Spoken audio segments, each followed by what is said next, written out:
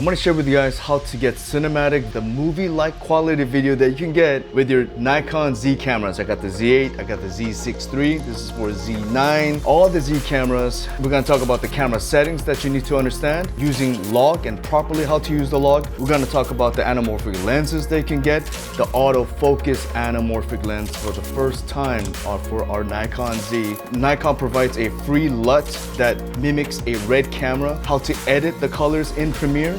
We're gonna talk about everything we can so that you can get the best video, movie-like quality in your Z camera. Let's talk about it. Check this out. What's up, guys? Bringing it from camera to freedom. If you guys use your camera to take photos and videos to make YouTube content and live a life for freedom like how I'm doing, hit that like and subscribe and let's go. Let's live a life with just using our camera and just evolving. As we have so much AI things coming out, we got to evolve, we got to get better.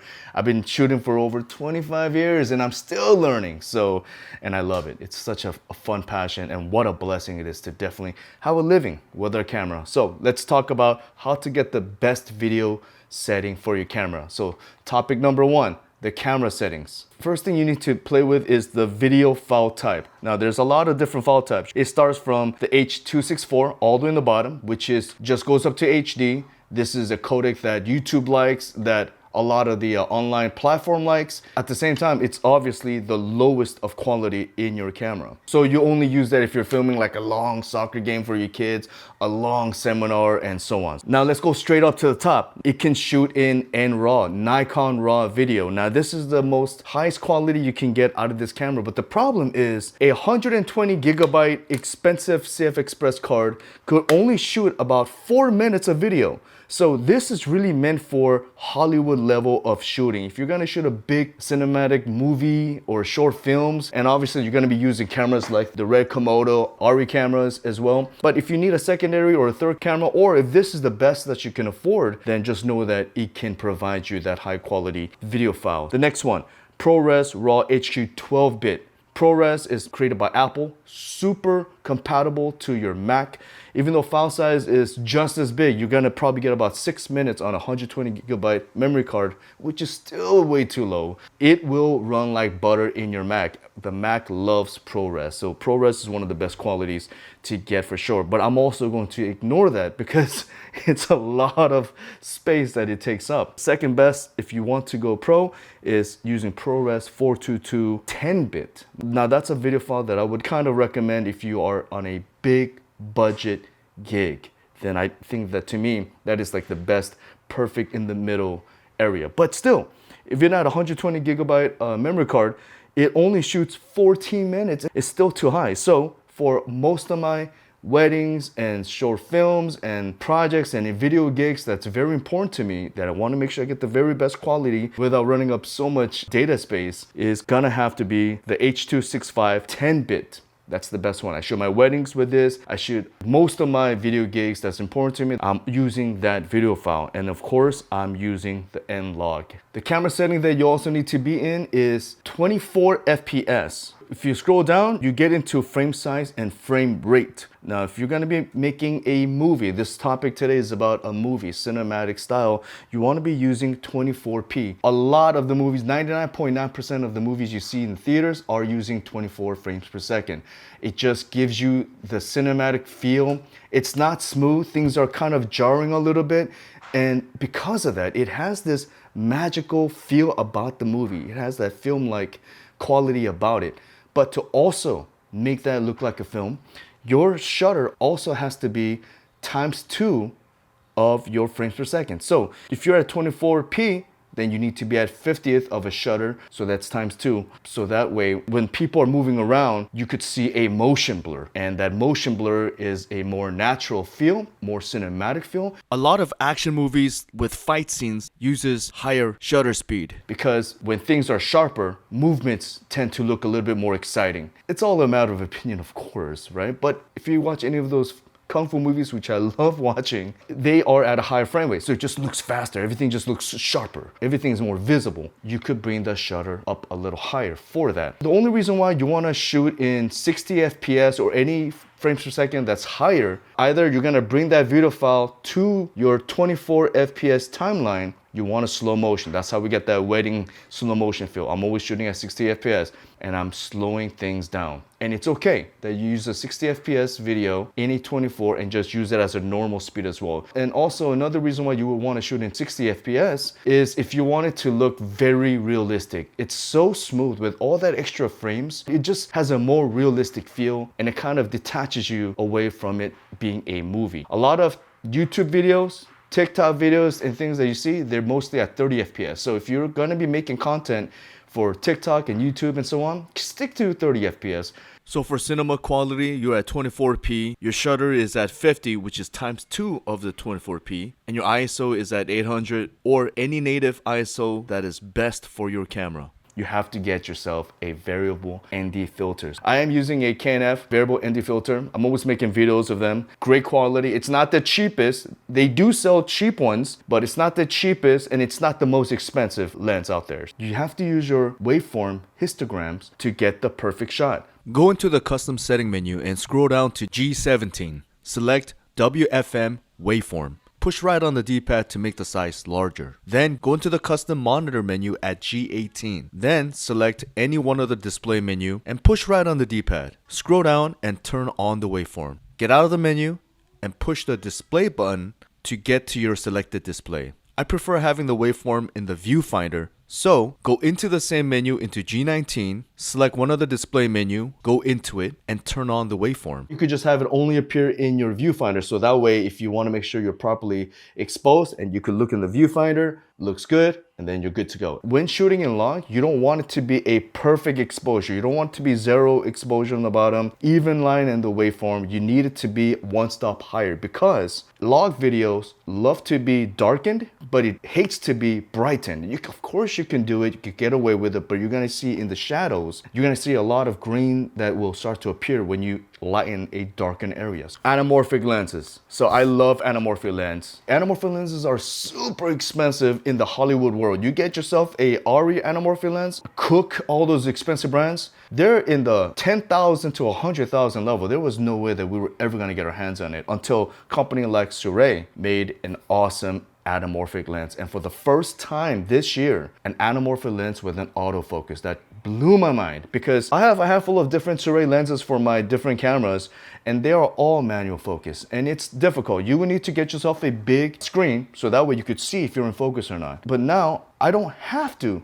use a screen. I like to use a screen sometimes when I'm on a tripod, but the times that I'm on a gimbal, I don't have to use it because our Sirui lenses have autofocus in them. I love these lenses. They are my favorite, and for some reason, I feel like they're just not as popular when they should be, right? You wanna get the movie quality? Yes, I got the expensive Nikon lenses, 24-70 f2.8, but you want that film look? You gotta get yourself an anamorphic lens that creates the film look with that amazing lens flare. You see this flares in all J.J. Abrams and Christopher Nolan films. The squeeze is 1.33 squeeze factor, so when you bring it into Premiere, you right click on the video file and go to modify and then interpret footages, then change the pixel aspect ratio to anamorphic 1.33. This will automatically stretch out the video, so be sure to adjust the size to fit your timeline screen. When I make videos for my clients, even though it's just a corporate video and so on, I use my anamorphic lens and it just has that movie look that separates your video from others that might not be using it. The clients are impressed. They love the way it looks. I don't know why, they just know that it just looks great. 99% of the time, it did a great job focusing on the person that I needed to be focused on. So I definitely recommend these two Sirui lenses. Quick pro tip, our iPhones are kind of wide angle. It's not a typical 16:9 rectangle. It's longer because I know a lot of people love to watch their videos in their phones. I also make my aspect ratio in Premiere to fit this length instead of making, because a regular 16:9 you're gonna see black bars on the side. You see it, and when you enlarge YouTube videos you see black bars on the side. They're wide angle but still black bars. I fill that up by simply bringing it into Premiere. In your sequence, keep your width at 3,840 pixel. The height, change it from 2160 to 1920. So then it becomes a little skinnier. You're gonna see a little change. So it's just perfect. It's not super wide like how an anamorphic video would become. It's just perfect that when you play your video in your iPhone, it fills it up and it looks great. And try it out. I think it's my favorite cinematic aspect ratio right now. All right, let's talk about color correcting and editing your Nlog files. Now, first off, go to Nikon link. I'm gonna put the Nikon link below, and you could download Nikon's latest LUT. They tried to match the Red Komodo. Nikon bought out Red, so now they created LUTs that if you were to film with your Red Komodo, for example, with your Nikon Z as a second cam, you could download this LUT, try to match the best you can with your Red Komodo. I really like the way it looks. The LUT itself is kind of very vibrant. Nikon has a vibrant look to it. If you do want to keep it kind of more gritty, more darker, a lot of movies are just gritty and darker. That's the kind of style that they like. Then this is what you do. You go into the color, lumetri. Then you come down to the curves. You start with a little S right over here. Good. And then you come up to the color, the rest of the color, and then you crank up the contrast all the way. Maybe not so much, somewhere there. And then you can make it a little brighter. And I do like a highlight to be a little bit lower and the shadow to be a little bit higher, giving it a more of a dynamic range, right? So it kind of, you're getting as much color as you can on the screen. Now, if you were to look at the lumetri scope, so in the bottom, this is perfect. For the blacks, you don't want to fill that up. If you shoot a regular phone video, it's all the way from 0 to 100. You get all the colors, everything is in colored. But for cinema videos, you want the bottom 10 and 0 to be left out. So you want it to be between a 10% and a 90% and not fill out the highlights and the darkness. To do that, you just bring down the exposure a little bit, just like that on the bottom. How it's empty on the bottom and it's empty on the top. So you have it squeezed in a little bit, and that kind of gives it a movie quality look. So this is a great start, and then this is when you start messing around, give it a little saturation and so on. To make things a lot easier to satisfy the vibrant color world, it's going to take out the lumetri. You go into your lumetri tab, go to creative, look for the LUT, and Nikon Red LUT. Already just by default, that's like perfect to me. Like, we could just leave it alone, move on with life, and not have to worry about coloring, because coloring in its own is a beast. And I'm just showing you the very basic. And there's colorists out there that's just 100% pure colorist, and they're amazing. This is a good start. Then you start playing with the lumetri. So a lot of times when shooting video, I do use an external monitor. When I'm at a gig, showing up with just a camera is okay, but sometimes I like to show up looking like I'm ready to shoot, because sometimes clients want to see something dramatic. Bring in the big lights. You know, I got tripods, I got multiple cameras, and then I have a rig set up where I'm using a monitor, a 7-inch monitor from Viltro DC-A1. And in the past, I never wanted to get a 7-inch monitor because it was kind of bulky and heavy. But nowadays, technology has improved. And now you could get yourself a 7-inch that is very light. It comes with a little sunshade right here that just pops up like that. I like it without sunshade, but it's definitely helpful when I'm out at an outdoor gig and it's sunny. Sunshade definitely helps out big times. But you don't need a sunshade technically, because this brightness is super bright. One of the features I really like about this is that it has a HDMI in and an HDMI out. There are some cases when I have clients who want to have their own monitors. So I have an HDMI transmitter, plug this in, so that way my clients get to have their own monitor, a director's monitor. You get 170 degrees wide viewing, so no matter what angle you're at, you could see the screen. It's got all the video tools like 3D LUT supports, focus assist, false color, brightness, histogram. You could desqueeze your anamorphic shots. So if you have a rig where you got a V-mount battery in the back, you could use the V-mount battery and plug in your camera, your monitor, your HDMI transmitter, so you don't have to get a heavy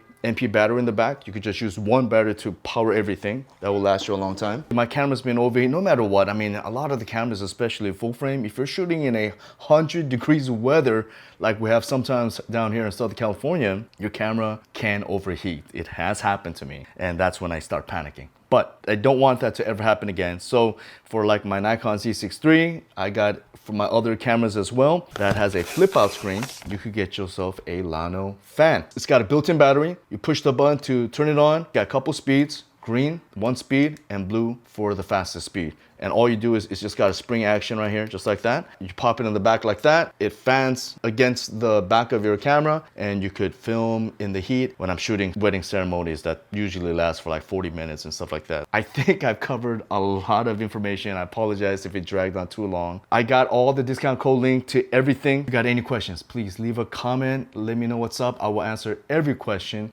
I'm selling my 7 LUTs for Nikon log videos. So you can easily just throw it in there and get instant nice colors. And I definitely appreciate your support. Go to my website, cameratofreedom.com. Hook me with your email because I'm trying to create a list where I could just send free tutorials. As I'm getting older, I want to just share as much as I can. Gives me great joy to pass over to anything that I've learned. Every once in a while when I do get a comment saying that it helped them out, it's such a great feeling that we could connect across the world and just kind of help each other out. Thank you guys for watching all the way through, and I will see you next time.